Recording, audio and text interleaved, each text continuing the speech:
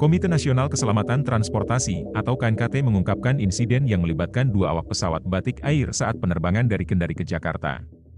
Insiden terjadi pada 25 Januari 2024 lalu. Keduanya diduga tertidur sekitar 28 menit saat mengoperasikan pesawat Airbus 1320 beregistrasi PKLUV yang saat itu mengangkut 153 penumpang.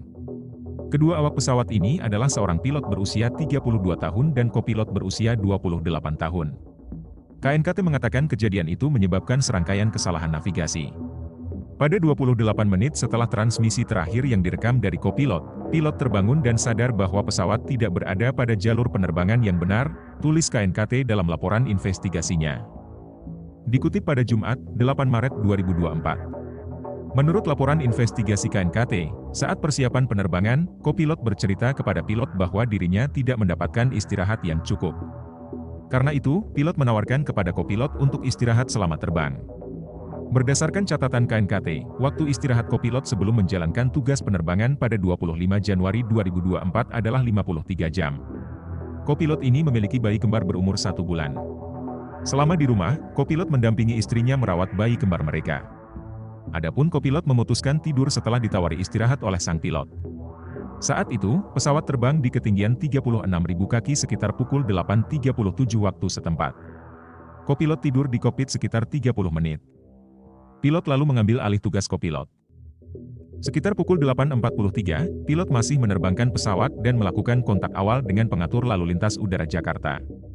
Kala itu, pesawat terbang dengan arah 250 derajat dan berada di sebelah timur titik jalan.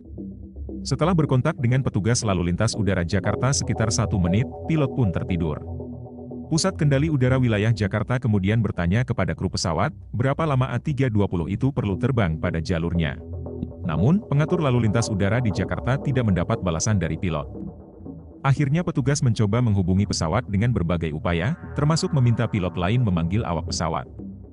Setelah pilot tertidur sekitar 28 menit, ia terbangun dan menyadari bahwa pesawat tidak berada di jalur yang benar. Kemudian pilot membangunkan kopilot dan menanggapi panggilan dari Pusat Kendali Wilayah Jakarta. Pilot mengatakan ia dan rekannya mengalami masalah komunikasi radio sehingga tidak merespons panggilan dari Jakarta. Penerbangan pesawat Batik Air itu kemudian dilanjutkan dan mendarat di Jakarta dengan lancar. Tidak ada korban jiwa dalam kejadian tersebut dan tidak ada kerusakan pada pesawat. KNKT mendesak Batik Air untuk mengembangkan prosedur penerbangan dengan rinci dan melakukan pemeriksaan kokpit untuk memastikan layanan dilaksanakan dengan benar.